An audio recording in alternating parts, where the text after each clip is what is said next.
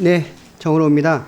혹시 후보자님 아까 방금 답변 과정에서 네. 후보자께서 충분히 설명할 기회가 갖지 못한 거 그런 것 같아요. 네. 혹시 보충 답변하실 거 있으면 지금 간략하게 해주시죠. 예.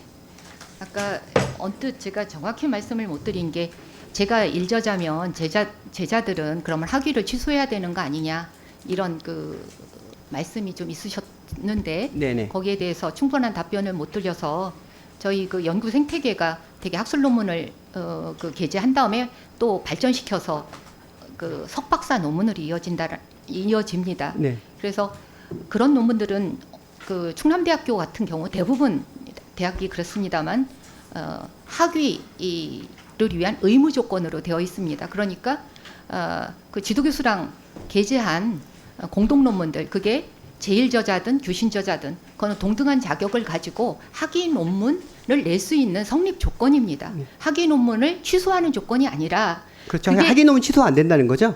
할 근거가 없는 거죠. 그것 때문에 네. 학위를 받은 건데요. 네네. 예, 알겠습니다. 그런 말씀을 드리겠습니다. 예, 그리고 한 가지 더 확인해야겠는데요. 네, 혹시 아까 그 의사진행 발언 때 네, 좀 이야기한 건데 저희 노동부에 네. 오늘 언론에 나왔던데 직장 내 괴롭힘으로 진정된 사항들이 있더라고요. 그 관련돼서 혹시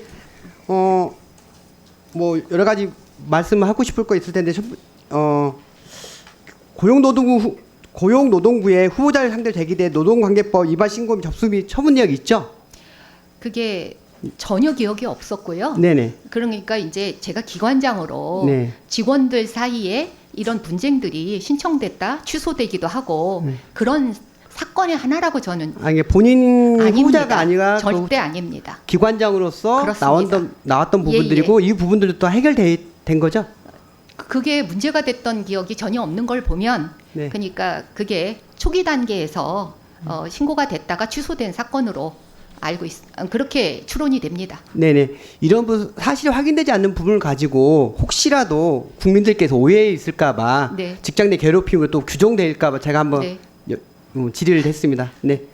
그리고 보니까 우리 정부에 아까 후보자께서 이야기하셨는데 서울대 10개 만들기 공약 관련 건이 있더라고요. 네. 이게 우리 이재명 정부의 시그니처 사업 같은데 네. 이 부분에 대해서 좀 질의하겠습니다. 네. 먼저 이 정책을 어떤 철학과 방향성을 가지고 설계하셨는지 간략하게 설명 좀 해주시겠습니까? 그 지역에 있는 대학들이 이 연구 여건과 교육 여건이 좋지 않습니다. 결국은 교육 격차가 있는 거죠. 앞서서도 말씀드렸습니다만 서울대가 1인당 학생 교육비가 6,600인데 지방대 평균이 2,200만 원입니다.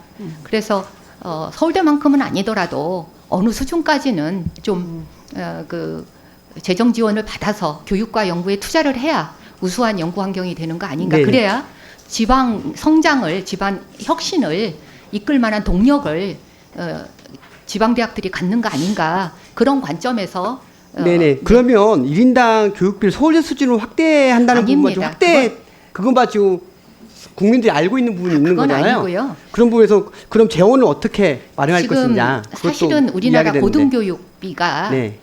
OECD 평균의 66%에 불과합니다. 초등이나 중등 같은 경우에는 많을수록 좋지만 비교하자면 그 평균을 넘어섰습니다. 근데 고등교육만 우리나라가 OECD 평균의 66%입니다. 어떤 국가 성장을 견인해야 될 고등교육 분야가 이와 같이 그 재정난에 있고 경쟁력 자체가 성립이 안 됩니다. 여기 존경하는 위원님들께 후보자님 그러면 부탁드리는 거점 바입니다. 국립대 중심 투자를 하다 보면 지역 내 다른 대학들이 소외되지 않을까 하는 그런 우려도 있던데 어떻게 그렇지 해소하죠? 않습니다. 서울대 10개 만들기 기본적인 개념이 지역 동반 성장 모델입니다. 그러니까 저희가 성장을 해야 주변에 있는 학교를 이끌면서 그 공유와 협력으로 같이 상향 평준화가 된다라고 생각하는 겁니다. 말씀은 좋은데 그럼 네. 지역 정주 그런 전략이 있나요? 그래서 사실은 이번 그 서울대 10개 만들기는 단지 그 재정 투입만 갖고 되는 게 아니라 제일 중요한 건 사실은 대학의 혁신 의지입니다. 대학이 뼈를 깎는 교육과정 혁신이라든지 우수교수를 유치하고 또 뭐 연구력을 엄청나게 제고를 해야 되는 게 당연한 거지만 그것보다도 더 중요한 것은 이게 이제 단순한 문제가 아니라 지역 정주 여건을 같이 개선한다든지 그러니까 그 청년들이 지역에 머물 수 있는 문화 환경을 네. 그 네, 예, 알겠습니다. 예, 네. 이야기 들어보니까 교육계와 지역사회들 다양한 이해관계자들이 많잖아요. 맞습니다. 이분들하고 어떻게 사회적 합의를 해나가는 것이 가장 중요한 것 같아요. 네, 그냥 그렇습니다. 지금 지난 정권에 가장 아쉬웠던 부분들이 방향은 올 수도 있지만 네. 그 과정 아까 말씀 주셨듯이 과정에서 네. 불통일한 부분이 많이 좀 형성돼서 지금 이렇게 힘든 상황까지 온 거잖아요. 네. AITT라든가 AITT 의대 증원 사례를 보면 얼마나 소통이 중요한 것인가 알 것 같은데 앞으로 이 10개 만들기 서울대 10개 만들기 정책 수행할 때 이런 점을 꼭 참고하셔가지고 네.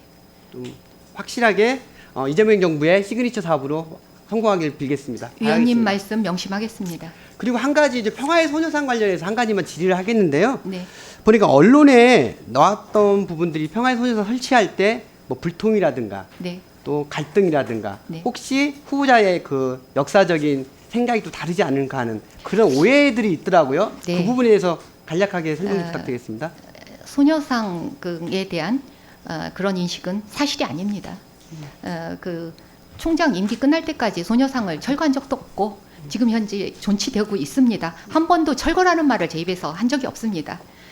그러나 대학은 그 협의체라는 게 있습니다. 그리고 수기 과정을 거쳐서 이렇게 이루어지는 게 의사결정입니다. 그걸 기다린 거고 또 근데 그런 이제 과정을 무시한 채 설치가 됐기 때문에 우리 대학에는 공무원분들이 계시지 않습니까? 그걸 책임 맡은 그러니까 국유재산을 책임 맡은 공무원분들이 계십니다. 그분들이 왜 허락 안 받고 났냐?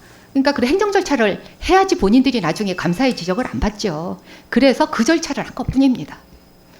네.